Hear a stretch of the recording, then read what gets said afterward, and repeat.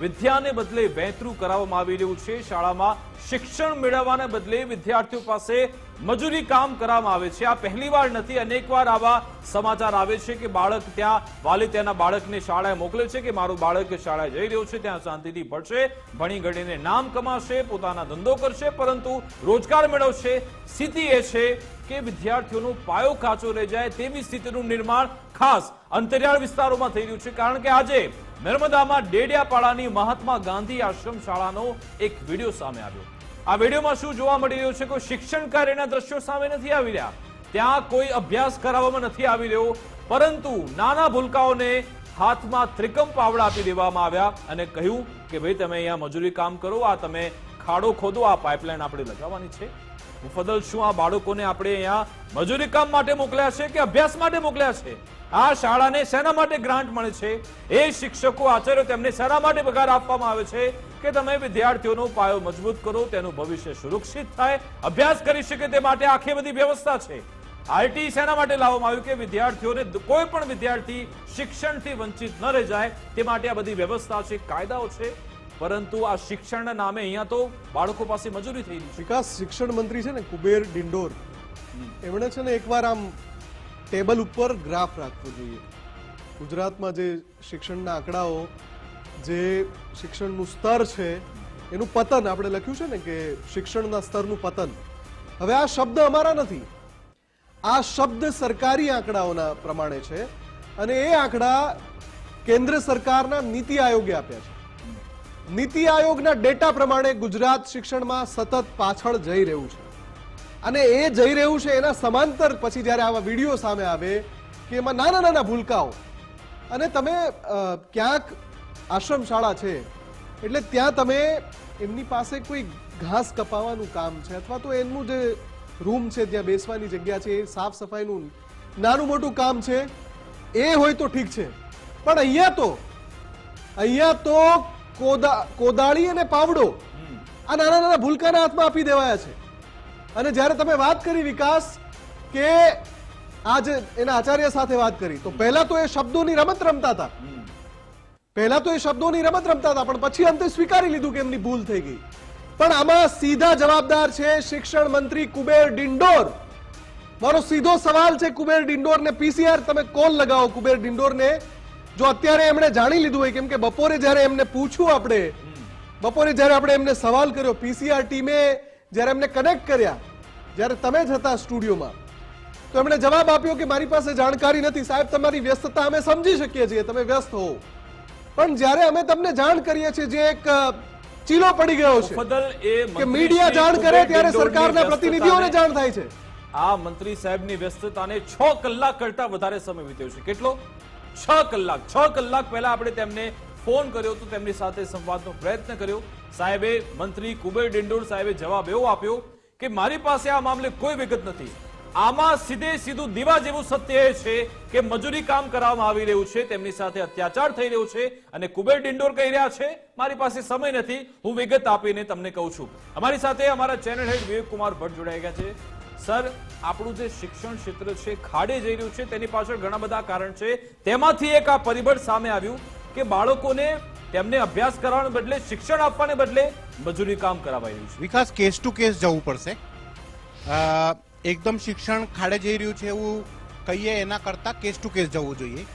આ પર્ટિક્યુલર કેસમાં મને 3 મુદ્દા લાગે છે। પહેલો મુદ્દો તો એ કે નાના છોકરાઓ પાસે શ્રમદાનના નામે જે નાના નાના ભૂલકાઓના હાથમાં ઘેતીને ફાવડો આપી અને એટલું જે મોટું ખોદકામ ચાલી રહ્યું છે, આ શ્રમદાનના કેટેગરીમાં આવતું નથી। ઘણા બધા લોકો આવી દલીલ કરે છે અને સોશિયલ મીડિયામાં ઘણીવાર મેં જોયું છે, જેની અંદર આવે છે કે આપણે જ્યારે નાના હતા અને સરકારી શાળામાં ભણતા હતા ત્યારે આપણે થોડું ઘણું શ્રમદાન કરતા હતા ને કરવું જોઈએ અને એનાથી કોઈ છાત્ર નાનો નથી થઈ જતો, એવી આ બધી દલીલો સોશિયલ મીડિયા ઉપર કરે છે। અને ઘણા બધા લોકો આ વાતને બી કરે છે કે અત્યારના સમયમાં આવું થઈ ગયું છે, બાકી પુરાના સમયમાં તો છોકરાઓ શ્રમદાન કરતા હતા, આપણે બધાએ કર્યું છે, પણ અત્યારે જે વિઝ્યુઅલ દેખાય છે આ શ્રમદાન નથી, આ રીતસરની મજૂરી છે। અને આ વસ્તુ એમને માનવી પડશે કે શ્રમદાન અને મજૂરીમાં અંતર છે। આ જ જગ્યા ઉપર આ જ છોકરાઓ જો આપણી સ્કૂલની સફાઈ કરતા હોત તો હું એને કહેત ને આ બરાબર છે, સ્વચ્છતાનો પાઠ ભણાવી રહ્યો છે ને શ્રમદાન છે, પણ ઘાતમાં ઘેતી ફાવડા આપીને આટલા મોટા મોટા ખાડા કરવાનું કામ શ્રમદાનના કેટેગરીમાં આવતું નથી. અને જે પ્રકારનો ડ્રેસ અને જે પ્રકારનો આખો માહોલ આમાં દેખાય છે, કારણ કે બાલ મજૂરીનો વિષય છે એટલે આપણે બ્લર કરી રહ્યા છે, પણ આ બધી જ વસ્તુ જોઈને આવે છે કે પરસેપ્શન અને attitude towards the tribal belt of Gujarat.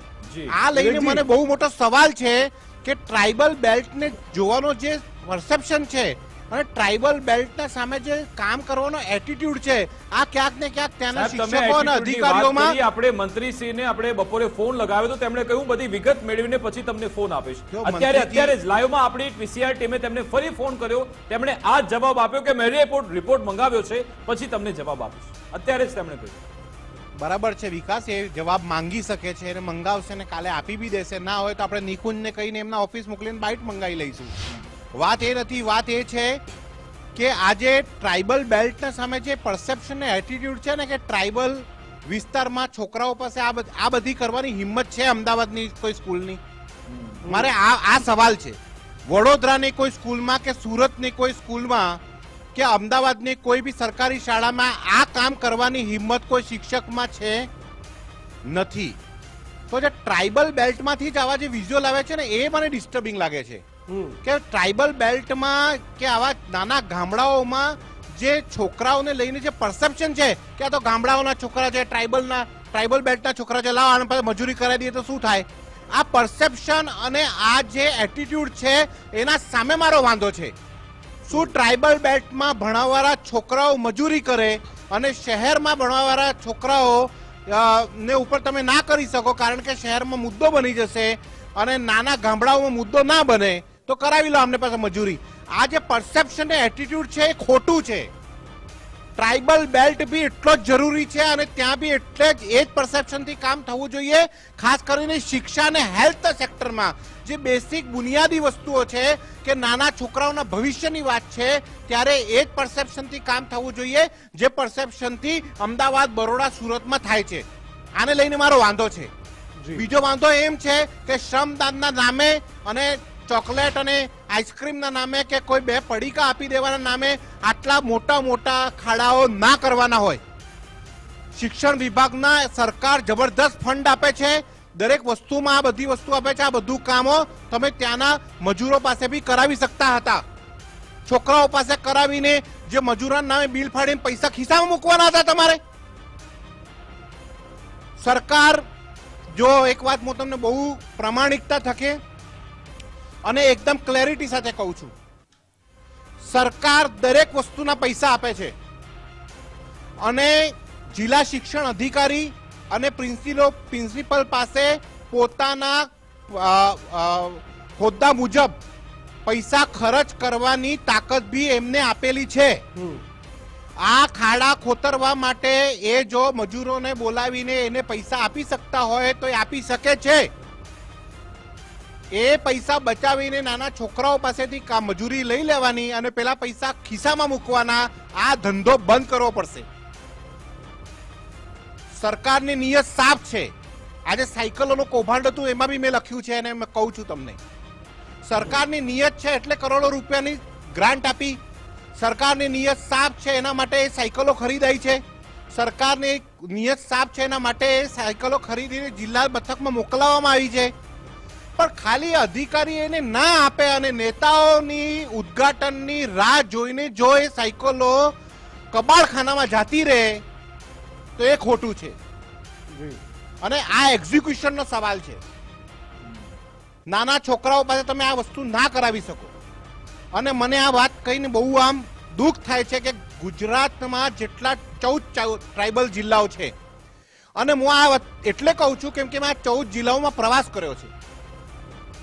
આ ન્યૂઝમાં આવીને એટલે બોલું છું કારણ કે મને ખબર છે આ 14 જિલ્લાઓની શું પરિસ્થિતિ છે. સરકાર અધધત ફંડ આપે છે આ 14 જિલ્લાઓના વિકાસ માટે. હું એનો સાક્ષી છું. ગુજરાત સરકાર પાસે ટ્રાઇબલ બેલ્ટના ડેવલપમેન્ટ માટે જબરદસ્ત ફંડ છે, જબરદસ્ત યોજનાઓ છે, નિયત સાફ છે, સરકાર કરવા માંગે છે. પણ હજુ બી દુર્ભાગ્ય એ છે કે આ 14 જિલ્લાઓમાં હજુ બી એ જ પરિસ્થિતિ છે જે આજથી 5 થી 10 વર્ષ પહેલા હતી. તો વાત એમ જ છે કે આટલો બધો ફંડ અપાય છે, આટલી બધી સુવિધાઓ અપાય છે, સરકાર દર વર્ષે નવા ફંડ ઘોષિત કરે છે, આપે બી છે, તો ત્યાં બેઠેલા અધિકારીઓ અને ત્યાં બેઠેલા લોકો કેમ આનું સાચું એક્ઝિક્યુશન નથી કરી શકતા? શું કામ નકલી કચેરી છોટાઉદેપુરમાંથી જ નીકળે છે? શું કામ આ વિઝ્યુઅલ ટ્રાઇબલ બેલ્ટમાંથી આવે છે? શું કામ આવા ડિસ્ટર્બિંગ વસ્તુઓ દાહોદમાંથી, છોટાઉદેપુરમાંથી, નર્મદા જિલ્લામાંથી આવે છે? મારા આ વસ્તુ માટે વાંધો છે. શું કામ પંચમહાલ જિલ્લામાંથી આવી બધી વસ્તુ સામે આવે છે? જબકે આ જિલ્લાઓમાં સ્પેશિયલ ઓફિસરોની નિમણૂક કરાયેલી છે. તો ટ્રાઇબલ બેલ્ટના વિકાસ માટે સરકાર આટલું ફંડ આપે છે, આટલી સાફ નિયત છે. હું બહુ જ જવાબદારી સાથે કહું છું કે સરકારની ટ્રાઇબલ બેલ્ટ ડેવલપમેન્ટ માટે બહુ જ સાચી અને સરસ નીતિ બી છે, નિયતિ બી છે, એમનો મૌલિકતા બી છે, પ્રમાણિકતા બી છે. કારણ કે કેટલીક મિટિંગોમાં હું સાક્ષી છું કે સરકાર આવું ઈચ્છે છે કે ટ્રાઇબલ બેલ્ટનો વિકાસ થાય ને એના માટે આટલું ફંડ આપે છે.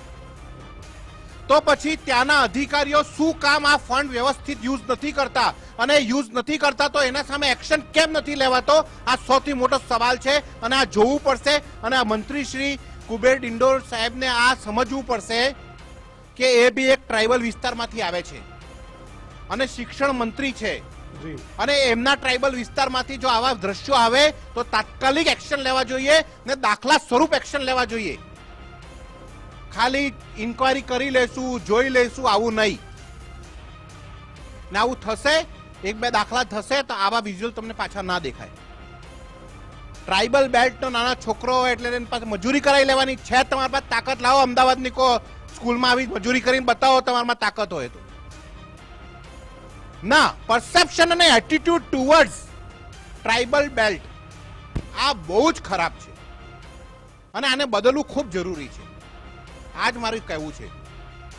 જી બિલકુલ, આભાર સર અમારી સાથે જોડાવા બદલ. એટલે કે દ્રષ્ટિકોણ તમારે બદલવાની જરૂરિયાત છે કે ભાઈ આ શહેરી વિસ્તાર છે તો આપણે ત્યાં બધી સુવિધા આપવાની છે, બધી સવલત આપીશું, બધું જ સારું વાતાવરણ આપીશું. અને આદિવાસી વિસ્તાર છે, ગ્રામીણ વિસ્તાર છે, તો પછી આપણે ત્યાં કોઈ પણ ધ્યાન આપવાની જરૂરિયાત નથી. કારણ કે તે લોકો ગરીબ છે, એ લોકો છેલ્લા તબક્કામાં આવે છે તેવું તે લોકો વિચારી રહ્યા છે. પરંતુ આ લોકોને આગળ લાવવાની જરૂરિયાત છે. સરકારની ઈચ્છા શક્તિ છે ને સરકાર ફંડ આપે છે પણ એક્ઝિક્યુશન નથી થતું. એનું કારણ એ છે કે આજે અધિકારીઓ છે, જવાબદાર અધિકારીઓ, એમની મિલી ભગતના કારણે, કેમ કે જે ખાયકી થાય છે ને, બિલ બને છે, જે શ્રમિકોને મગાવીને કામ કરાવવાનું હોય ને જે બાળકો પાસે કરાવાય છે, એ બિલ જે બને છે એ ખાયકી અને મિલી ભગત આની પાછળ સૌથી વધારે જવાબદાર છે. બિલકુલ, એટલે કે ગાંધીનગરથી ફંડ લેવાનો, અહીંયા જે બિલ બને તેમાં મજૂરોના નામ લખવાના, પરંતુ ખરા અર્થમાં મજૂરી બાળકો પાસે કરાવવાની, પછી પોતાના ખિસ્સા ભરવાના. આ તમારી જે માનસિકતા છે તેને બદલવાની જરૂર છે. તો જ આપણે વિદ્યાર્થીઓને એક સારું શિક્ષણ આપી શકીશું અને તેમનું ભવિષ્ય મજબૂત થશે. અમારી વિશેષ રજૂઆત, પોતાની વાત અંતર્ગત બસ આટલું જ. આપ જોતા રહો ગુજરાત ફર્સ્ટ ન્યૂઝ. નમસ્કાર.